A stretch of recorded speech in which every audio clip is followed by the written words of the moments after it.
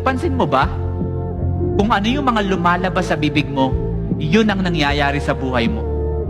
Pag lagi mong sinasabi wala kang pag-asa, wala ka talagang pag-asa. Pag sinasabi mo na wala kang pera, wala ka talagang pera. Pag lagi mong sinasabi na hindi ka nagagaling, hindi ka na talaga gagaling. Because sabi ng Biblia, the abundance of the heart, the mouth. And I want you to know, hindi yun ang design natin. Kasi minsan, nakakalimutan natin yung identity natin, di ba? Ipapaalala ko lang kung sino ka. Anak ka ng Panginoon at malaki ang plano niya sa'yo.